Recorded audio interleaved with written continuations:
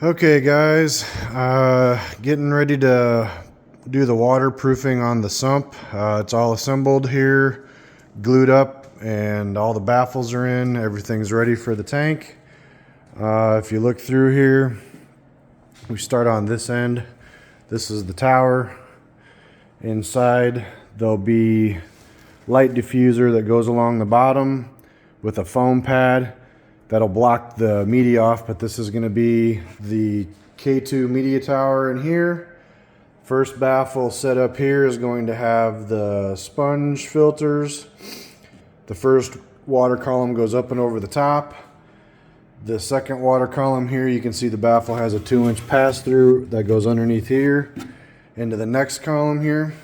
This one's set on the base just like a regular sump that you buy in the stores. The water alternates. It goes over the first one, under the second, and alternates over, under, over. When you guys put your sumps together, if you're going to build your own, you always want to make sure that on your last baffle over here in the last bin where the return pumps are, you always want to set this one up on the bottom so that the water always passes over the top and the pumps are always sucking the water down. So that way it's always fresh water going in here. If you have the water pass underneath into the pumps, the water that sits on top of this last bin gets stagnant and it'll have like a layer of film on it because it's not getting filtered. So your last baffle, you always want the water to pass over the top and go down to the pumps, which keeps everything flowing. This sump is 7 foot long and it's 2 foot wide, and the water column is set to 11 inches high, which means at the top of all of the baffles going across right here, it's at 11 inches of continual water flow. And then there is an additional 4 inches up to 15 here where the overflow has room if the power ever gets shut off. So it'll come back down through the returns from the tank and it won't overflow the sump if you ever lose power. So straightforward and simple, 3/4 inch plywood. All of the pieces are all glued together and they're also screwed.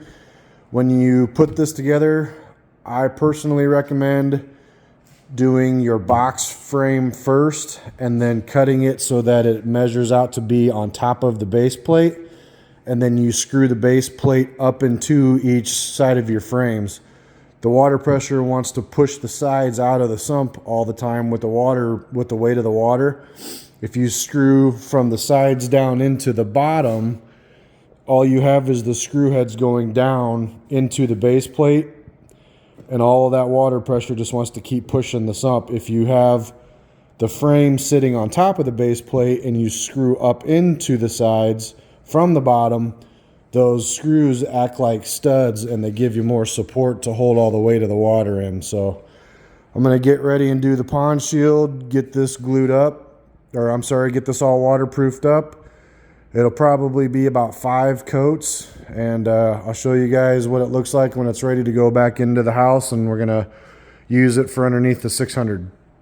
See you guys after a bit.